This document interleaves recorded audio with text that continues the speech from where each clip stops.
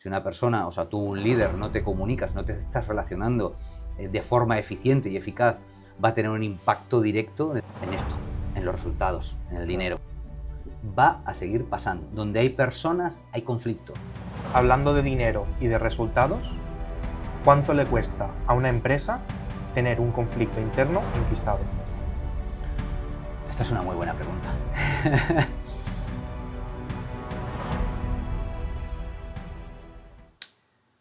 Hoy tenemos con nosotros a Roger Bascones. Roger lleva más de una década entrando en empresas, mirando lo que está pasando de verdad dentro de los equipos y diciéndoles a los directivos lo que nadie les dice.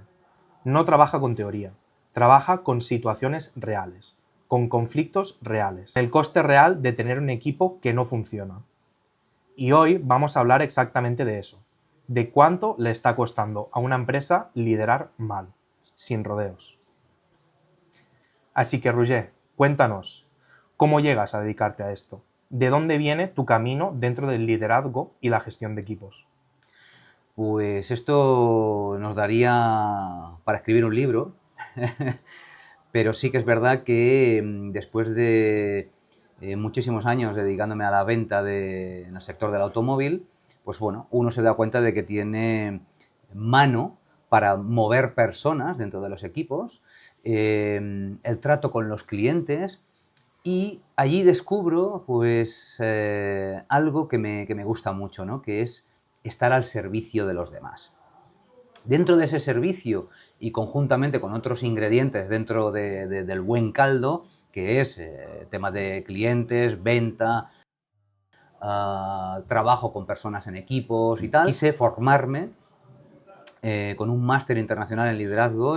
A partir de ahí, pues bueno, pues claro, cuanto más he tratado con personas a través de la formación y tal, pues claro, ahí me ha abierto un abanico de posibilidades a la hora de trabajar dentro de las organizaciones, como por ejemplo puede ser el liderazgo. Muy interesante, todo esto lo detallaremos más adelante, pero lo que sí me gustaría saber de ti es que durante todos estos años de experiencia, ¿qué es lo que más te ha sorprendido de cómo los directivos o empresarios gestionan a su gente? Lo que más me ha sorprendido, pues por ejemplo, puede ser en negativo, la falta de conexión con las personas. La mentalidad de tengo trabajadores en lugar de tengo personas trabajando. Esto es algo que es un concepto muy diferente, ¿eh? O sea, no es lo mismo tener un trabajador que una persona trabajadora, porque una persona comporta o conlleva muchísimo más que un trabajador. Un trabajador puede ser una máquina, una persona no. Entonces, ¿qué es lo primero que suele fallar cuando una empresa empieza a tener problemas internos? Lo primero que empieza a fallar es la comunicación. Vacíos, silencios, tensión, esa energía que se palpa, ¿no? Que la puedes cortar con un cuchillo, gente que no habla, que no se expresa, que reduce sus campos de visión, su creatividad la va reduciendo, por lo tanto, pues claro, se va apagando, se va volviendo, se va escondiendo de alguna manera, ¿no? Quiere cada vez hacer menos, no participa, etcétera, etcétera. Esto yo creo que son síntomas muy evidentes y que rápidamente se ven.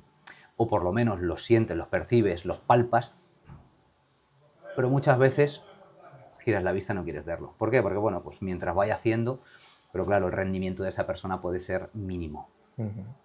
Bueno, yo creo que ha sido una presentación, ¿no?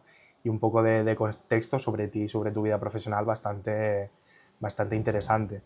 Entonces ahora pasaremos a lo que dentro de una empresa no aparecen los números, pero que aún así existe y afecta a las empresas. Entonces, Roger, desde tu experiencia, desde lo que nos has contado, ¿crees que muchas empresas siguen infravalorando el impacto económico de cómo se trata a las personas? Eso tiene un impacto verdaderamente real.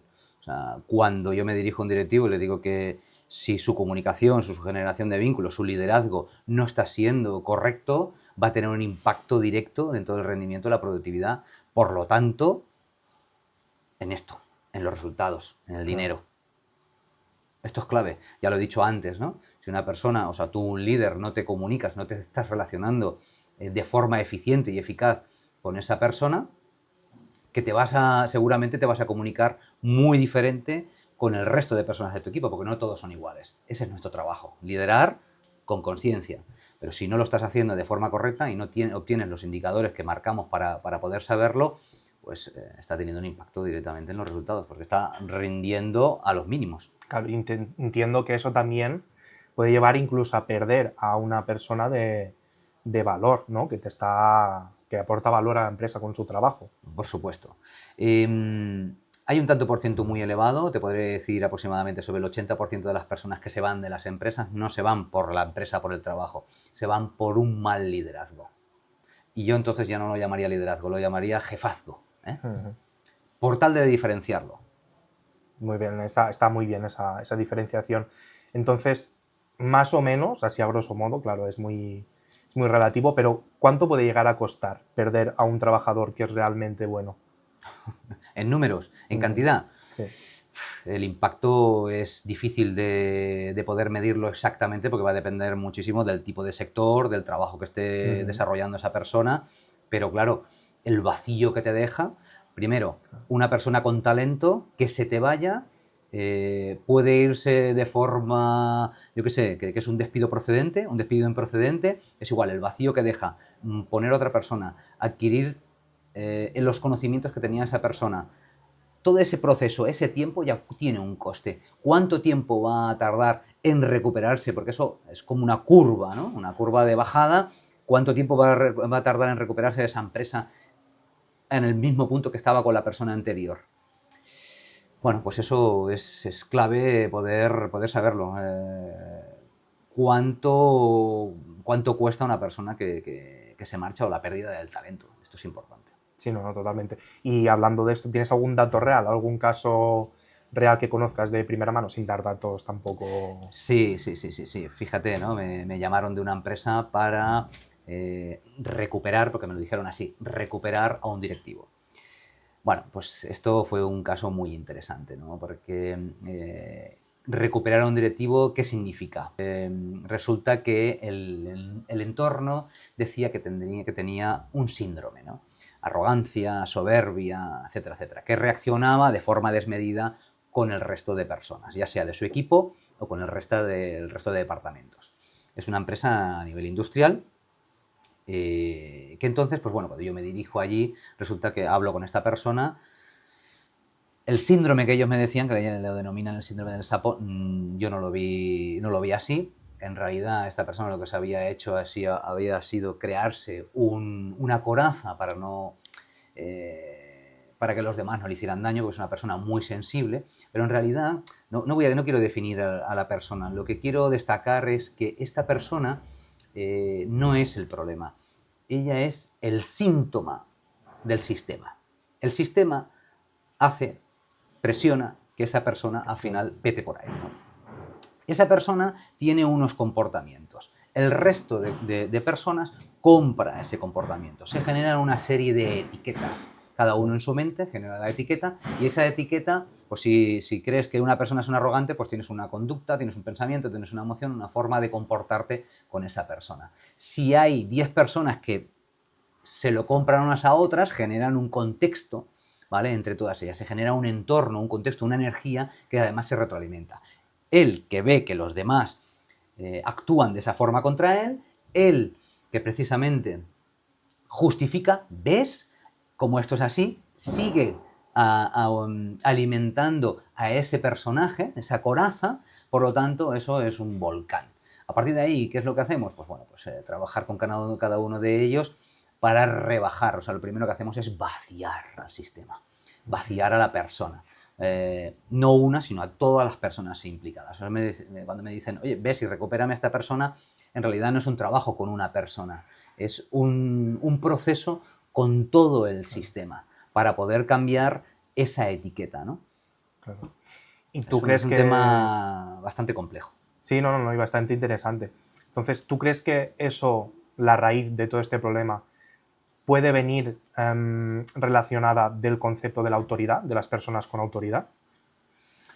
Bueno, es que el tema de autoridad, no confundir con autoritario. Estos son dos conceptos muy interesantes. Autoridad es aquel que ejerce su propio poder, pero desde la empatía, desde la asertividad, ¿vale? O sea, con unas soft skills muy interesantes.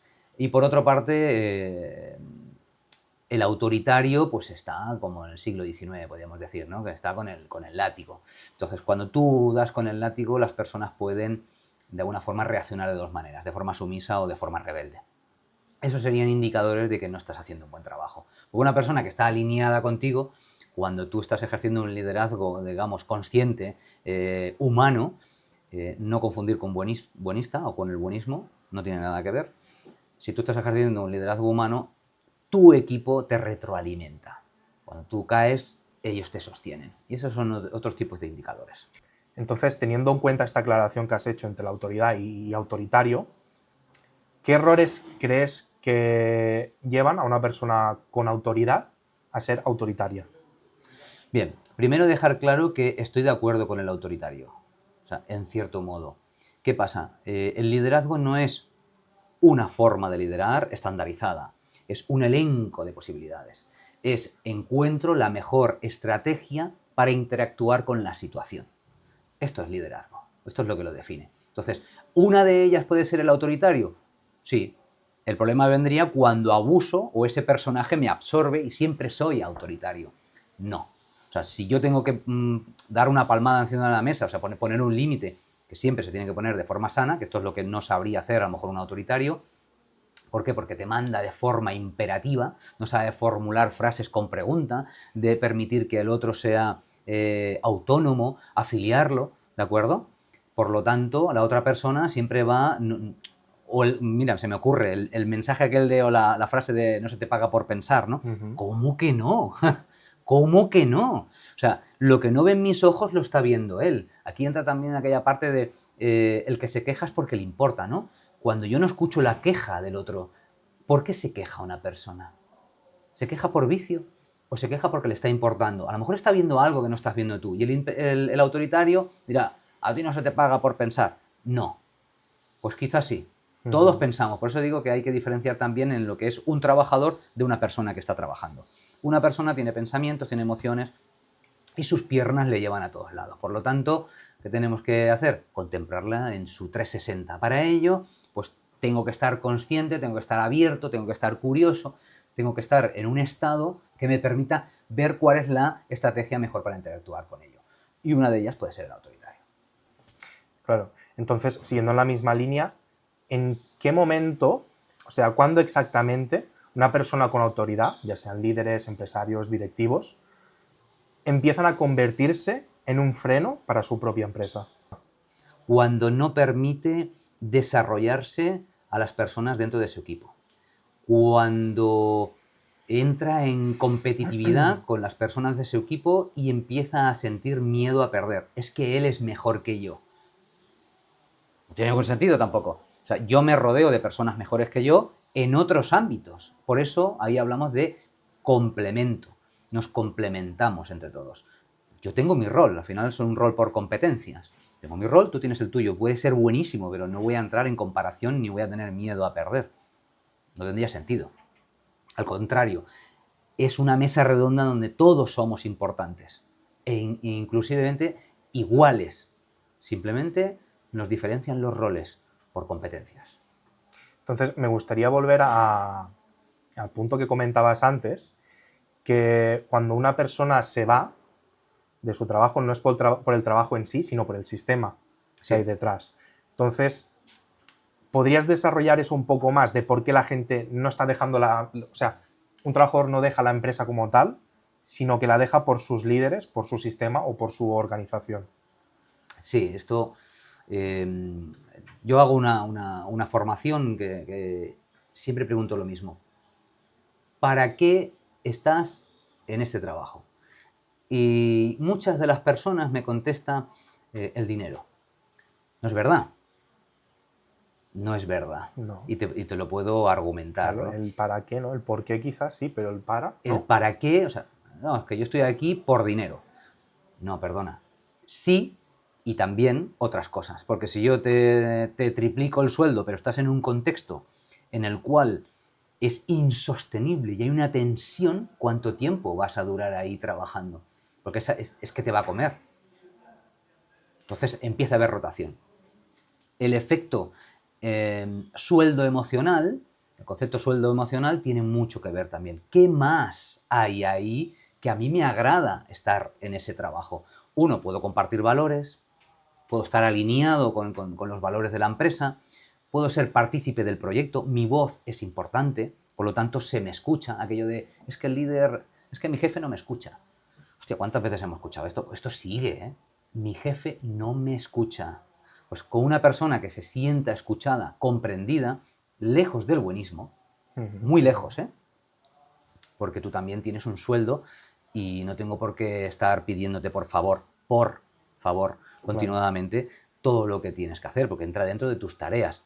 Te las formulo de forma con una comunicación más asertiva, formulado en pregunta, cubriendo necesidades, respetando tu autoestima, ¿sí? Y tú me rindes mucho más. Estás alineado en valores, formas parte y formas parte de algo mucho mayor que tú porque tienes una misión y eso te hace sentir, o sea, tener el sentido de pertenencia. Ahí es donde tienes a la persona de alguna forma alineada, enganchada, conectada, sería la palabra, más conectada con la empresa, ¿no? Forma parte, porque la empresa son las paredes. Entonces dices, bueno, ¿qué es la empresa? La empresa somos las personas. Y un buen liderazgo que contemple a esa persona y la haga partícipe en decisiones, en visiones, en opiniones no, porque pueden estar sesgadas, ¿no? Pero haciendo feedback más evolutivo, trabajando las quejas, teniendo feedbacks personales, un fuera pistas, como mostrándote vulnerable, ¿de acuerdo? Y que la otra persona vea tu parte humana. Eso conecta muchísimo más, porque atrapa a la persona de forma emocional. La tienes ahí. Y no quiere decir que eso sea mentira. No, es real, porque estás mostrando. Hay muchos líderes que piensan que mostrar sus emociones debe ser débil. Es todo lo contrario. Alguien que muestra sus debilidades o su vulnerabilidad es la viva, ¿cómo decirte? La viva prueba de que tiene una grandísima fortaleza, porque no tiene miedo a mostrar eso. Al contrario, como he dicho antes, tiene un elenco de posibilidades. Ahí está mostrando un liderazgo empático, sensible, humano. Y por otra parte, no quiere decir que ahora tenga que venir en otro contexto, o sea, trabajamos por contextos, y ponerte un límite. Y si no, no hace falta. Porque en realidad un líder lo que hace es crear líderes para que funcionen solos. Claro. Esta es la mejor estrategia del mundo, ¿no? Es decir, yo creo una persona, la capacito, la comprometo y la oriento para que funcione sola. Porque si funciona sola, ¿a mí qué me pasa? Que tengo tiempo. Sí. Y si tengo tiempo, ¿qué hago con ese tiempo? Pienso. Claro. Y si pienso, le puedo dedicar ese tiempo a la estrategia. Por lo tanto, podemos crecer. Si no, me está atrapando el día a día. El no tengo tiempo es la frase más repetida dentro de una empresa. Te dicen, hostia, es que no tengo tiempo. ¿Cómo que no? Tienes 8 horas, ¿no? ¿A qué le estás dando prioridad? Eso sería una prueba de que no le está dedicando tiempo a la estrategia. Por lo tanto, ¿qué va a pasar mañana? No lo saben. Están en una vorágine. Claro. Entonces, si yo fuera un directivo ahora mismo y llegara a mi empresa, mañana entro, a las 8 o 6, a la hora que sea, entro, ¿qué señales puedo buscar para que me indiquen que mi equipo está mal liderado? O sea, ¿cómo puedo yo detectar que mi equipo no está liderado correctamente? Uno, no está rindiendo lo que podría rendir porque ha habido un bajón. Piensa que cuando entra una persona en una empresa tiene un pico emocional, está contenta, está activada, está, vamos a hacer, tiene ganas de aprender. Eso llega un momento que empieza a bajar. ¿Cómo la puedes mantener ahí? Pues con todas las estrategias que te estoy comentando ahora, escuchando, teniendo en cuenta, formándola, capacitándola. O sea, al final trata de esto, ¿no? Nosotros lo apartamos o lo diseccionamos en dos partes muy interesantes, que es la comunicación y el vínculo. Acceder a una comunicación eficaz, eficiente y afectiva, y dos, reforzar los vínculos. Esto lo podemos llevar a persona y a departamento a departamento, ¿no?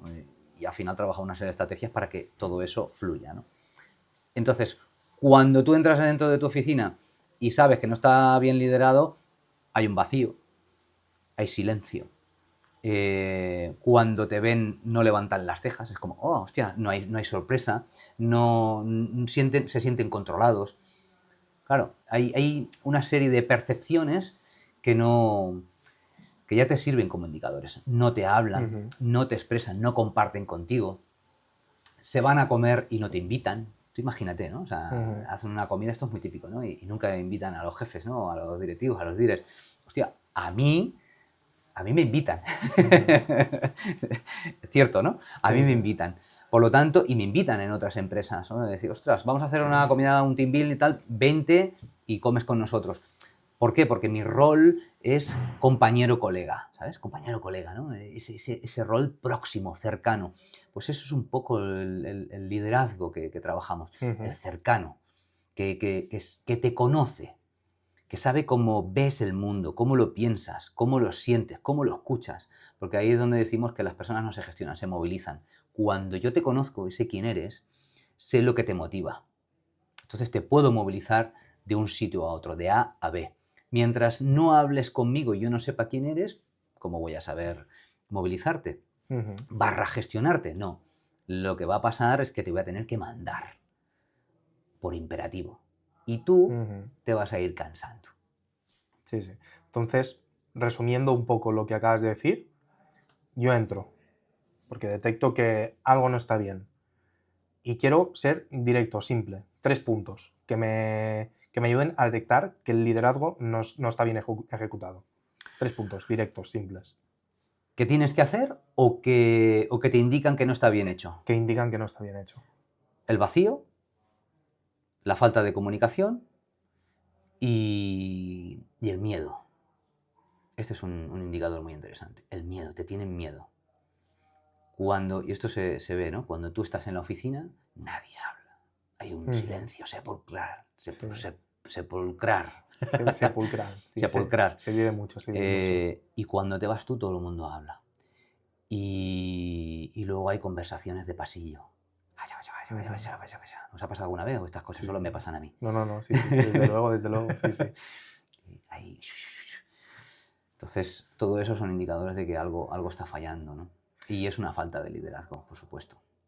¿Y tú crees que esta falta de liderazgo o un mal líder, dicho directamente, puede destruir un producto que es realmente bueno? Bueno, mejor dicho, ¿puede destruir una buena empresa, un buen negocio? Por supuesto, por supuesto. La fuga de talentos es un indicador. ¿Qué está pasando que hay tanta rotación? Algo está pasando. Entonces, un mal jefe o un mal líder impacta a los demás. ¿Cómo te puedes enterar? O sea, esto es una pregunta que yo le hago a los directivos a los que formo, ¿no? Que tienen equipos. Oye, ¿cómo vas a saber tú? ¿Cómo puedes ser tú el último en enterarte de que una persona se quiere marchar? Algo no estás haciendo bien. Sí. Tú tienes que saber exactamente a todo momento qué es lo que le pasa a tu equipo. Y eso no quiere decir que tengas que estar ahí controlando todo. No se trata de control. Se trata de humanidad. Establecer una serie de estrategias donde se refuerce el vínculo con esa persona.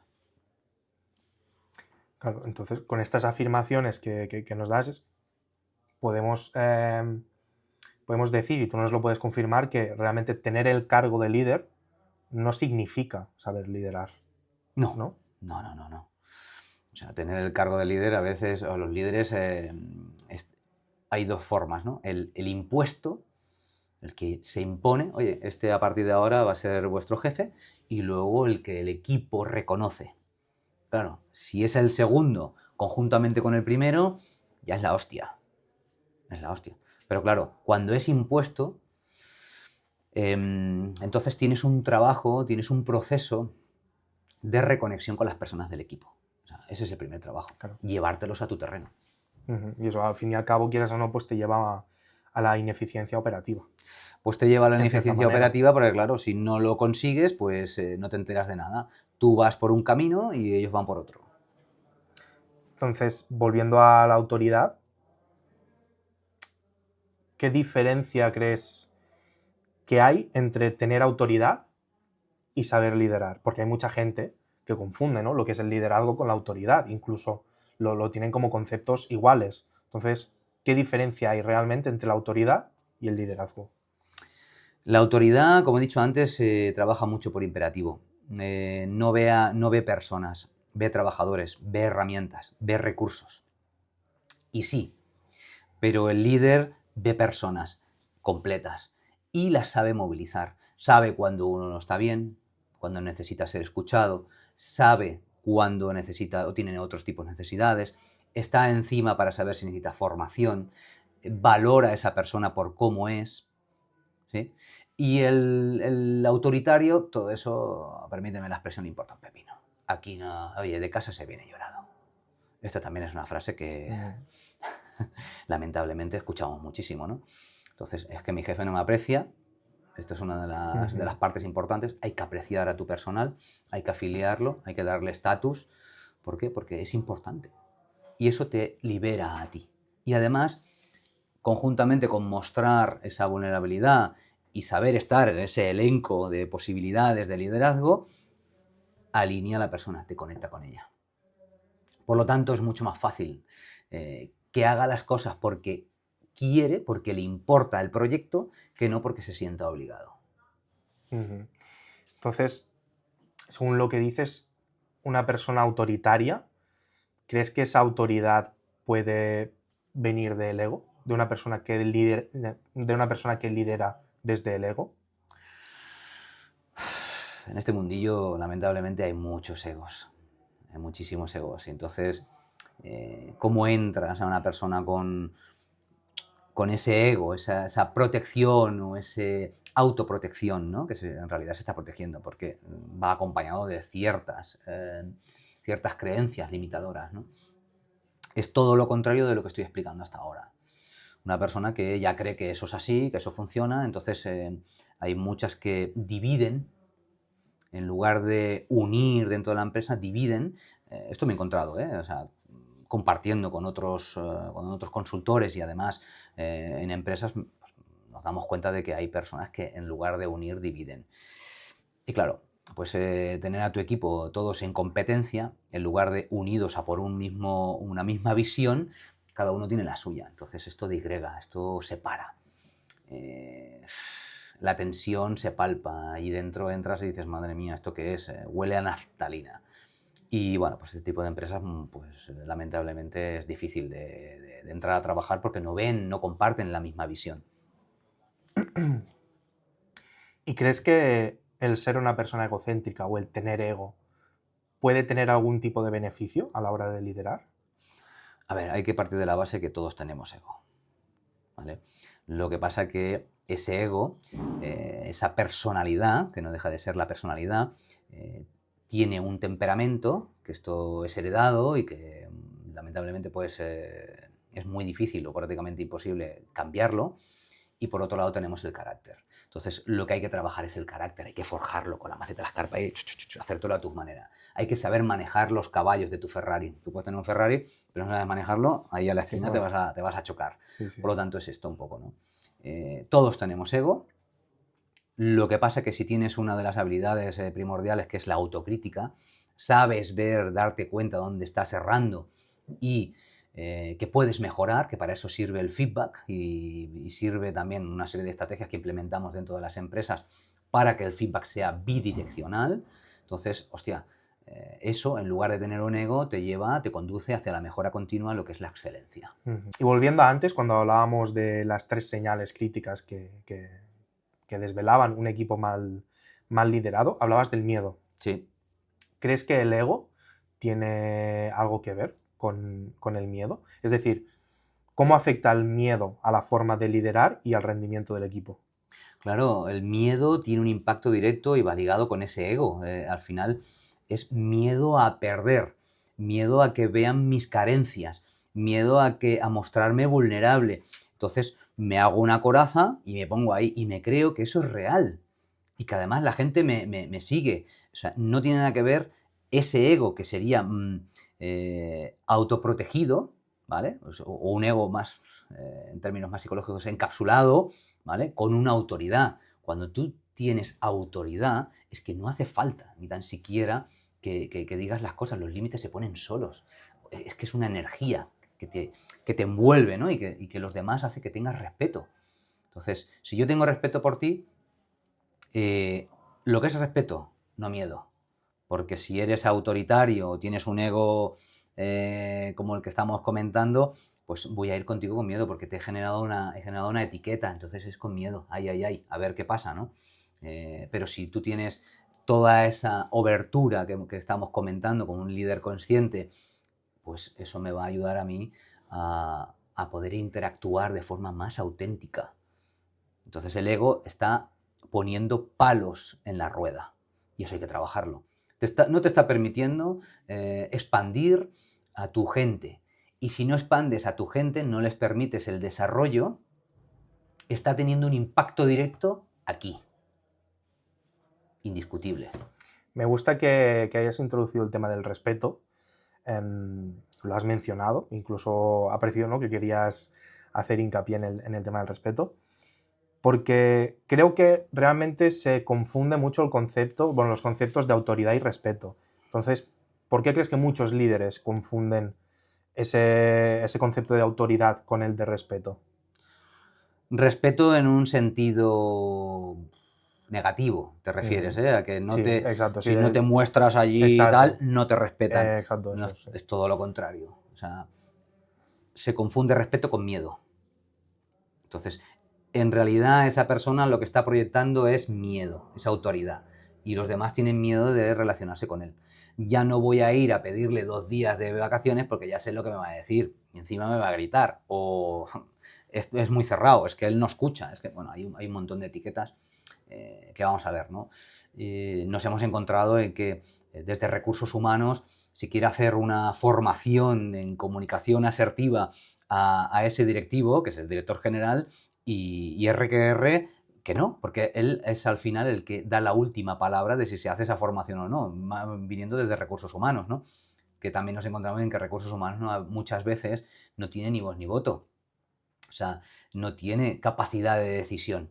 Y más cuando es algo que atañe directamente. Y esta persona se comunica de forma autoritaria, imperativa y, bueno, de muy malas maneras, tanto verbal como por correo electrónico, que ahí podríamos entrar también, los correos bomba de racimo, ¿no? Que van a todo Dios y compartidos en copia, ¿no? Entonces eso genera humillación, tiene un impacto en la autoestima de la persona.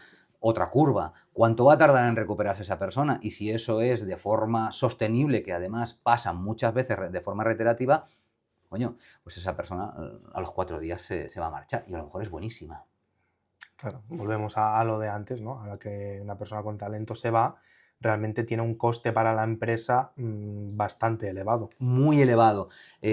Tú puedes estar machacando a una persona por sus, ellos dirían debilidades, nosotros nunca diremos debilidades, tienen áreas de mejora. Pues al contrario, si tú quieres realmente potenciar a alguien, potencia a través de sus fortalezas. Dile qué es lo que hace bien, felicítala, reconócela, no abuses de ello, hazlo de forma concreta, de forma específica, por cosas observables, que sepa exactamente qué es lo que sí hace bien y luego dile, pues, cuál es su área de mejora. ¿Qué harías tú? Hazle propuestas, ¿de acuerdo? Y claro, si tú todo eso tiene un acompañamiento global como lo estamos presentando, pues esa persona va a generar una lealtad oculta hacia ti. Quiere ser leal contigo. Por lo tanto, va a hacer todo lo posible para agradarte. Es que hay esa parte intangible que no contamos, ¿no? Que son las expectativas que se proyectan hacia la otra persona. Y eso hay que contemplarlo, hay que saberlo. Aparte de decir qué esperas de esa persona, para que ella sepa qué es lo que tiene que cumplir para agradar o para cumplir con los objetivos. Esto lo podemos trasladar a una persona que entra de prueba en una empresa, ¿no? Oye, vas a estar 3 meses de prueba. Ah, vale, muy bien. A la persona ahí a trabajar.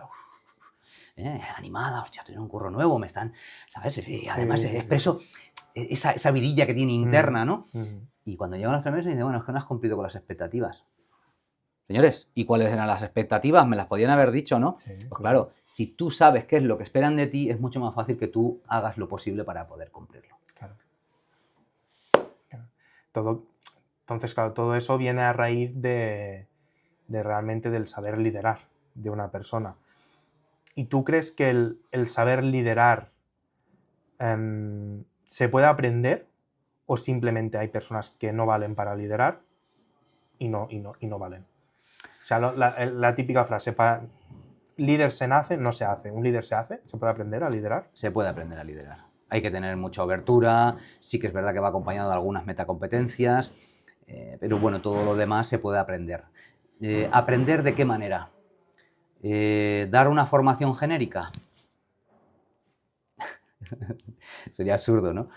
Sí que hay un montón de formaciones que nosotros las damos y tal, pero claro, eso tiene un pico emocional en la persona y luego el día a día se come la cultura para desayunar. Cuando vuelve al día a día se lo come. Entonces, nosotros lo llamamos liderazgo aplicado, con tu casuística, tu entorno específico, con tus situaciones reales. Lo que sirve para ti no puede estar sirviéndole a otro directivo, porque es un entorno, es un contexto diferente. Además, cada persona es un mundo. Por lo tanto, él va a tener que liderar de una manera, con unos caracteres, con unas personalidades, con unas personas en su equipo que tú, por ejemplo, tienes un equipo completamente diferente. Eso también depende del perfil que tengas, en fin, va asociado a numerosas situaciones. Entonces, respuesta directa, ¿un líder se nace o se hace? Esa es muy buena pregunta. El hábito no hace al monje, ¿no? ¿Qué pasa? Tú puedes nacer con ciertas atribuciones que si no las utilizas, se te duermen. Eso va acompañado de la cultura, todo tu modelo mental, todo lo que tiene que ver con tu modelo mental, las experiencias, los patrones de comportamiento, las creencias, todo lo que te han enseñado en tu casa, ¿no? Tu casa, colegio, cultura, religión. Si no lo haces servir, se apaga. ¿Qué pasa? Que puede ser que alguna persona tenga una metacompetencia dormida y sea más fácil para él volver a despertarla que no a otro que viene de nuevo y que hay que enseñarle, ¿no? Pero al fin y al cabo, si tú tienes un compromiso y estás abierto a aprender eso y tienes la necesidad, o sea, tienes un equipo y tienes que ponerte ahí, pues al final lo vas a aprender. Obviamente, tendrías o podrías contratar a alguien para que te ayudara a ver cosas que a lo mejor tú no ves, ¿no? Pues esto es importante. De verde, estás verde, pues imagínate, ¿no? Te pueden llover en este mundo industrial hostias por todos lados. Entonces, cambiando un poco de tema, me gustaría hablar del éxito, ¿no? Y cómo se relaciona el liderazgo al éxito y la presión que puede conllevar este éxito y liderazgo. Entonces, para ti, Roger, que llevas más de una década viendo empresas por dentro, para ti, ¿qué es el éxito? El éxito es, voy a decir una frase que parece ñoña, ¿no? Pero es el family team. Es un concepto que lo puedo desarrollar, ¿eh? O sea, se ha generado un ambiente familiar sin serlo, ¿no? O sea, hay conexión, hay entusiasmo, hay ilusión, hay ganas, hay esa percepción, sensación y realidad de que la bola gira, que hay avance, que vamos a mejor y va entrando pues, nuevas situaciones, energía fresca, nuevas, yo qué sé, cómo decirte, retribuciones. O sea, hay un movimiento de avance, con todo lo que eso conlleva, ¿no? Sí que tiene connotaciones que puede haber, pues presión, exigencia. Luego sí que es verdad que cuando hay todo lo demás, estos ingredientes que hemos ido dando, todo eso se diluye o se reparte entre las personas de los equipos. ¿Por qué? Porque hay camaradería, hay compañerismo, hay colaboración, por tanto no hay competencia, no existen silos entre los departamentos, hay colaboración y eso hace pues esto mismo, ¿no? Claro, me sorprende tu respuesta porque normalmente el éxito se asocia, ¿no? Al dinero, ¿no? Eso es un colateral. Uh-huh. Surge y viene, sí que el tema del dinero es un objetivo, no es el propósito, pero sí que es algo que surge, porque trabajamos también no solo, sino también por dinero, ¿no?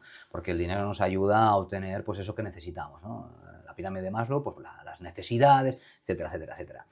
¿Qué pasa? Pues si no hay dinero, ojo, es una de las partes importantes para tener a un equipo motivado.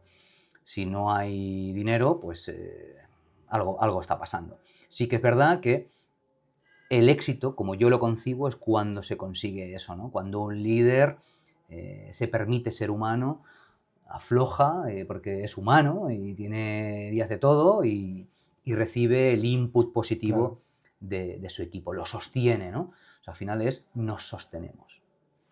¿Y tú te encuentras con muchos líderes que ven ese éxito de esta manera, digamos, económica, monetaria, que están persiguiendo este éxito teniendo en cuenta el dinero que generan o los resultados que obtienen? O sea, el directivo es resultadista.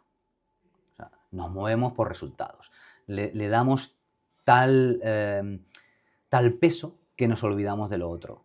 Y es justo lo otro lo que genera el resultado. O sea, dos formas de ver las cosas. O un sistema que sostiene a las personas o las personas que sostienen al sistema. Si las personas sostienen al sistema hay desgaste. Por lo tanto, esto está teniendo un impacto en los resultados. Si es el sistema el que sostiene a las personas tienen menos desgaste. Por lo tanto, más creatividad, más visión, más rendimiento, más productividad. Reducimos costes, reducimos tiempo, por lo tanto, mejores resultados. O sea, entonces, ¿cómo dirías que afecta emocionalmente tener que liderar constantemente? Esta es muy buena también. ¿Qué carga real conlleva estar en esa posición? Muchos lo llaman la soledad del directivo. Lo que pasa es que eso va asociado a ese líder que empuja continuamente, que lo da todo, que está ahí y no se permite también él o ella el espacio de expresión. Necesitamos ese espacio donde también me pueda expresar yo, me pueda mostrar vulnerable. Porque muchas veces pasa, ¿no? O sea, no te permites ese espacio, tienes que aparentar que eres el más fuerte. Yo exagero un poco también porque así le doy un poco de teatralidad, ¿no? De dramatismo a la cosa, y a la vez es real, ¿eh? No me permito aflojar, que los demás me vean débil, etcétera, etcétera. Entonces, eso genera un desgaste muy potente. Claro, los líderes al fin y al cabo también son personas y necesitan ese apoyo, no ya emocional, sino estratégico y sobre todo externo. Alguien que les diga lo que su equipo realmente no puede decirles, ¿no? Además, ese directivo, pues si no tienes espacio con ellos, debería buscarlo de forma horizontal o con alguien externo para ser supervisado de forma continuada, porque una persona que trabaja con personas necesita ser supervisado de forma continuada, ya sea emocional, mental, a nivel de habilidades, nuevas acciones, nuevas estrategias, etcétera, etcétera. Siguiendo el hilo del concepto que has dicho de una persona que trabaja con personas, que me ha gustado mucho, hay veces que hay situaciones que te llevan a tener que tomar una decisión difícil. Entonces, decisiones difíciles que a veces afectan a esas personas con las que trabajas. Entonces, ¿cómo se aprende a tomar esas decisiones difíciles para que realmente sean siempre, o en la mayoría de los casos, buenas decisiones? Bueno, hay que pensar de forma sistémica. Yo le llamo visión holística, ¿no? Cuando tú miras desde arriba, porque si vas al detalle, es como también el tablero de ajedrez, ¿no? Me gusta mucho la metáfora. Si tú te crees que eres el rey, el alfil o el caballo, ya estás perdido porque estás implicado emocionalmente, estás ahí. Hay que verlo desde arriba. Entonces, esa decisión, ¿qué impacto va a tener en todo el sistema? Porque muchas veces una decisión en compras tiene un impacto directo en los técnicos de montaje. Cuando van a las empresas a montar la maquinaria, imagínate, ¿no? Pues allí, hostia, se encuentran que el plano de ingeniería no está bien hecho, el layout tampoco, hay un error reincidente, reiterativo, y van allí y se los comen los demonios, ¿no? Pues hay que ver qué impacto está teniendo. Fuera de los egos, fuera de todo, ¿no? Cuando tú piensas, las decisiones tienen que ser de forma holística o a vista de pájaro, sistémica. Te vas a ahorrar muchos problemas. ¿Qué diferencia a un directivo que escala con los años de uno que se estanca? Bueno, el que crece con los años es porque de alguna forma la excelencia tira de él. Es como, es mi zanahoria, ¿no? Y la mejora continua me ayuda a perseguir esa zanahoria y a ir creciendo y desarrollándome con el paso de los años. El que se estanca es porque se acomoda. Entonces, si se acomoda, es como tener el puñal clavado en el pecho, ¿sabes? Ese dolor que sé que lo tengo, pero me da más miedo sacarme el puñal que dejármelo dentro, porque ese dolor ya lo he encapsulado, ya lo conozco. Entonces me acomodo. Sé que recibo collejita por aquí, palito por allí, por otro lado una caricia y ya no me muevo. Me parece bien. Claro, eso es un error, porque todo lo que no crece decrece. Claro. Y eso también puede estar vinculado, ¿no?, a que entre dos diferencias de equipos de personas, que son los equipos que funcionan y los equipos que sobreviven al día a día. Entonces, claro, estarías en supervivencia, porque estás a la defensiva, a ver por dónde me vienen los palos, ¿no? O a ver por dónde gestiono, a ver, ay, ay, ay, ay, ay, ay, ¿no? No, estoy atrapado, estoy encapsulado. De otra manera puedo tener una visión más externa y empezar a buscar soluciones o estrategias para poder mejorar. entonces, ¿cómo vincularías, ¿no?, estos dos tipos de equipos, ¿no?, el que sobrevive y el que funciona, con los dos tipos de líderes que hablábamos? El que, bueno, el que escala y el que se estanca. Son diferentes. Uno que le gusta o está cómodo y el otro que le impulsa, que tiene motivación o tiene, más que motivación, compromiso consigo mismo. Por lo tanto, con las personas de su empresa o con su equipo, porque le llama a la excelencia. Conocemos otros casos, ¿no? Por ejemplo, en una empresa muy conocida, que tampoco quiero decir el nombre, es igual, Sí, pero que lo mejor su líder es un fanático de la formación, ¿de acuerdo? Yo siempre digo, es que tú eres especial. Y él se ríe. No es que sea especial, le motiva esto, el departamento de mejora continua y cómo podemos mejorar todos. Y luego hay otros que no se mueven, que están enquistados ahí por miedo, porque otros sean mejores que ellos, y entonces se hacen duros y se genera un silo ahí, ¿no? Se vuelven herméticos, no dejan entrar nada ni salir nada. Y además compiten con las demás, con los demás departamentos, ¿no? Entonces, hostia, eso es un síntoma grave. Hay que empezar a movilizar. Nosotros metemos ahí, porque mi trabajo es impulsar, siempre es hacia adelante, venga, venga, venga, venga, venga. Pero siempre a un ritmo que pueda tolerar la persona, porque no lo voy a sacar de ahí de hace 20 años en un día y medio. Hay que hacer un cambio de mentalidad, ¿no? Llevarlo a la visión sistémica para que se dé cuenta del impacto que está teniendo lo que está haciendo sus acciones. Y cuando un líder se estanca, cuando un líder está estancado, ¿crees que también estanca al equipo? Claro, por supuesto. Mira, yo trabajo también con equipos deportivos, me viene uno del vóley. Claro, fíjate, dos hermanos gemelos que juegan en un equipo de vóley, ¿sí? Cuando uno tiene un mal día, y pongo dos gemelos porque es como, el ejemplo es mucho más evidente, ¿no? Pero a la vez también con el resto de personas, aunque no fueran gemelos. Uno está mal y lo primero que hace, porque entra en frustración porque ha fallado 3 pelotas seguidas, entra en frustración y ¿qué hace? Mira a su hermano. Su hermano le ve la cara y dice, uy, ya está mal. ¡Fum! Se viene abajo. Y eso tiene un impacto en todo el equipo. O sea, esos son los intangibles. Si tú entras un día por la puerta como líder y tú estás acostumbrado a que todo el mundo te vea, buenos días, ¿qué tal? En plan revulsivo, ahí, alegre, ¿qué tal? Igual, y un día entras, ¿qué tal? Eso tiene un impacto. Lo positivo tiene un impacto y lo negativo tiene otro impacto. O sea, se percibe, se sabe, se siente. ¿No te ha pasado alguna vez que estás con alguien, sobre todo con alguien familiar o alguien muy cercano, que lo ves mal y dices, uy, y no te ha contado nada? Pero ya lo ves y le dices, ¿qué estás bien? Pues esto es lo mismo. Sí, sí, no, totalmente. Entonces, ¿por dónde empieza un empresario que quiere cambiar lo que ya tiene? Vale, esa es muy buena pregunta. Esa es muy buena pregunta. Aquí Te puedo decir que a mí me llaman para... Una de las cosas que me llaman es, hazme una formación de liderazgo a este equipo. Vale, sí, muy bien. Pero si realmente quieres cambiar o saber cuáles son las formaciones y los acompañamientos estratégicos que realmente subsanan o transforman aquellas necesidades que tú tienes, necesidades del sistema, hay que hacer un diagnóstico. Entonces, hacemos un diagnóstico profundo, ecosistémico, de una forma muy específica, para que toda esa información subyacente, todo lo que hay por debajo, escondido debajo de la alfombra, salga todo, y esto es información, señores. Entonces, a un empresario le podemos dar una radiografía real de lo que tiene, porque él está posicionado aquí, pero luego es otra cosa lo que hay ahí.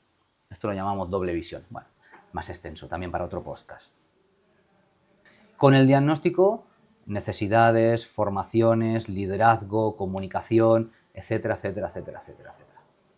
Entonces, supongo que te encuentras muchos casos de que hay muchas empresas que creen que sin presión no hay resultados. Entonces, ¿la productividad viene más de la presión o de unas condiciones adecuadas? Es una mezcla. Yo creo que va una cosa acompañada de la otra. O sea, presión, definamos presión. ¿Qué significa presión? Que hay exigencia porque hay unos objetivos que hay que cumplir, porque esos objetivos va asociado a sostener la estructura que tenemos y además tener unos beneficios, por supuesto, porque esto es un negocio, ¿sí? Luego, eso no riñe, vas a tolerar mucho más toda esa exigencia, más que presión, toda esa exigencia que hay del día a día, del trabajo que hay que hacer en un contexto industrial. Toda la parte de producción trabajan bajo mucha presión. Hay mucho trabajo, hay pedidos que se meten en medio y ahora los plazos de entrega que cuestan mucho cumplir, etcétera, etcétera. Pues hay una presión ahí. Pero claro, ¿cómo puedes tolerar tú mejor la presión? Cuando vienes cansado, agotado, estresado y no puedes más y tu jefe te grita, o cuando estás tolerante, flexible, contento, alegre, dispuesto y alineado. Creo que la pregunta se responde por sí misma. ¿Qué papel tiene la empatía en el liderazgo? Porque hay gente que la ve como algo secundario frente a los objetivos. La empatía es clave, o sea, si tú no tienes empatía por alguien, porque puede estar pasándole algo, ¿no? O sea, le das un espacio de expresión. Uno, te acompaño, ¿vale? Te guío y te inspiro a que continúes. ¿Qué puedo hacer por ti? O sea, es que al final es bidireccional. También pueden tener empatía por mí, ¿sí? Que puedo tener un problema familiar o puedo tener alguna circunstancia y llegas al trabajo y que ese día que tú lo estás pasando mal o esa circunstancia, ¿cómo impacta tu equipo si le has dado garrote vil? Pues te va a volver. Entonces la empatía es clave. Ojo, aquí dejo claro una cosa. No confundir con buenismo. Buenismo es otra cosa, ¿sí? Las personas las colocamos en el centro. Todas son importantes. Y cabe tener empatía por ellas. Sí. Y ellas por mí. Claro. Luego, huyo del buenismo. Hay responsabilidades que hay que cumplir. Porque eso es el trabajo. Para eso también ganamos un dinero. Lo que pasa es que hacemos del entorno un lugar donde todos queremos, de alguna forma, trabajar para un bien mayor. Desde tu experiencia, ¿qué tienen en común los mejores equipos que has visto a lo largo de tu carrera? Compromiso. Directamente. Directamente. Compromiso. ¿Y los peores? Los peores, no sé, lo podríamos definir con una palabra de esto es campilla, ¿no? Cada uno va por su lado, hace lo que quiere, hay quejas, hay gritos, hay discusiones. Esto pasa, ¿no? Y va a seguir pasando. Va a seguir pasando. Donde hay personas, hay conflicto. Luego, ¿qué podemos hacer del conflicto? Hostia, pues también una pareja se discute, ¿no? ¿Y qué hacemos? ¿Nos separamos? No, hacemos del conflicto algo creativo y de ahí volvemos a crecer. Hay un proceso para ello, ¿eh? ¿Y cuál crees que es el coste oculto de estos conflictos no resueltos? Precisamente ese. El conflicto no resuelto genera conversaciones de pasillo. Genera, me gusta mucho este término, el club de víctimas. Pobrecito mío, pobrecito de tal. Entonces genera distancia con los líderes y sabes que algo está pasando ahí, ¿no? Entonces al final eso, si no se soluciona en el momento, se enquista y tienes una persona que no está presente. Entonces, hablando de dinero y de resultados, ¿cuánto le cuesta a una empresa tener un conflicto interno enquistado? Económicamente, pues fíjate, si esa persona habría que medir el rendimiento económico que está, o la producción que está generando esa persona. Pero esa persona con un estado anímico bajo tiene un impacto directamente en el resultado. Pues puede ser el 50%, porque ya lo suelta. A mí me da igual. Esto es cosa de ellos. ¿Cuánto cuesta? Hemos tenido todos algún mal llamado tóxico, ¿no?, en el equipo. Entonces, digo mal llamado tóxico, pongo el concepto para que se entienda, que todo el mundo lo entiende o todo el mundo ha vivido algo así, ¿no? Pero cuando a mí me dicen, es que hay un tóxico en el equipo, es como el directivo aquel que hay que recuperar. Vamos a ver, espérate, que no me voy a dejar llevar por lo primero que dicen. ¿Por qué o para qué? ¿Qué le ha pasado a esta persona para que se comporte así? Eso puede ser un conflicto no expresado y que se está pudriendo ahí.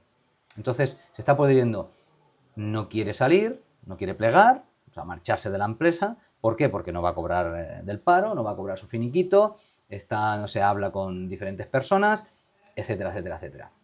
A eso lo llamamos un tóxico. Bueno, habría que empezar a verlo. ¿Qué impacto está teniendo eso a nivel económico? Aquí lo podemos decir como una jarta. Muchísimo. Porque tienes un... ¿Cuánto cuesta esa persona? ¿30.000 euros al año? Ahí ya tienes un coste. ¿Cuánto estás rindiendo? El 50% de sus posibilidades, ya estás perdiendo 15.000. Más el impacto que tiene en producción. ¿Crees que tiene sentido invertir en selección de talento si después un líder lo destruye? Hay que invertir en cultura. Cultura organizacional. Un modelo relacional que se pueda implementar dentro de la empresa que haga que las personas se alineen más con el proyecto. Eso tiene un impacto directo en los resultados.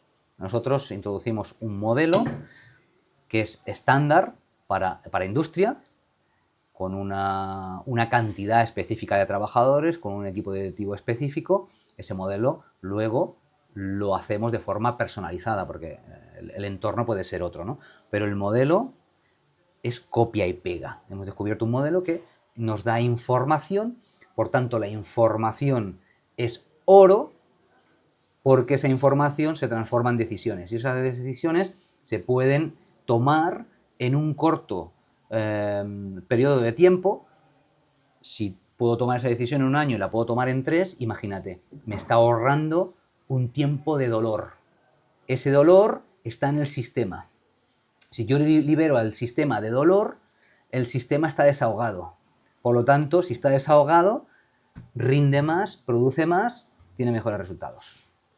Entonces, ¿podríamos decir que esta cultura organizacional puede ser una ventaja competitiva para esa empresa? Por supuestísimo. Es decir, ¿puede la cultura interna de una empresa convertirse realmente en una ventaja real frente a la competencia? Por supuesto. Lo vemos en cada empresa en la que vamos trabajando. O sea, cuando se liberan conflictos y fluye la información, hay mejoras en la comunicación, las personas están mucho mejor. Por lo tanto, rinden más, trabajan más, no más, mejor, que es muy diferente. Algunas veces pasa por más.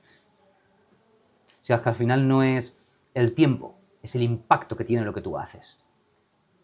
Volviendo a hablar de ti, todo este conocimiento que tú tienes, ¿de dónde sale? Porque nos has contado un poco tu experiencia previa y tus formaciones, pero realmente ¿de dónde sale? Bien, por una parte están los títulos, que ya te los comentaba al principio.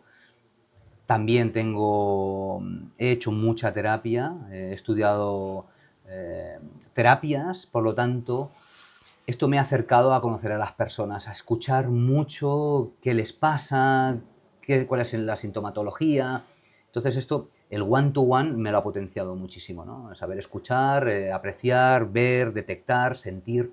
Claro, esto es lo mismo que cuando te dedicas 15 años a vender, ¿no? Entra una persona por la puerta y sabes si es comprador o no es comprador.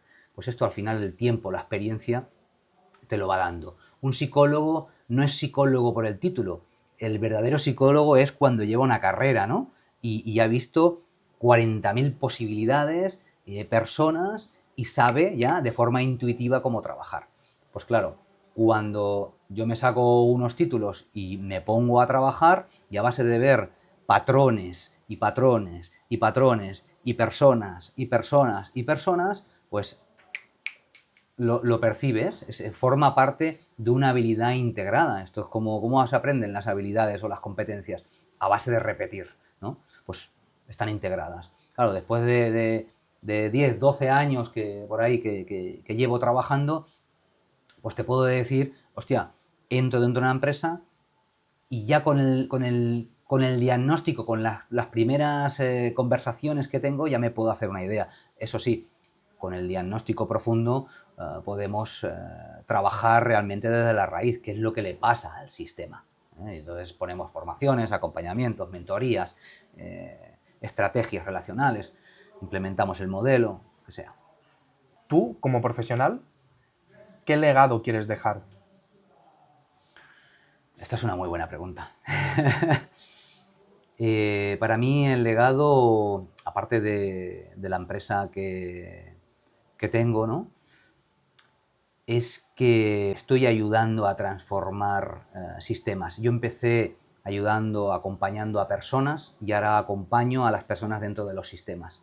Entonces, es como introducir el humanismo dentro de las empresas. Ese es mi legado, ¿no?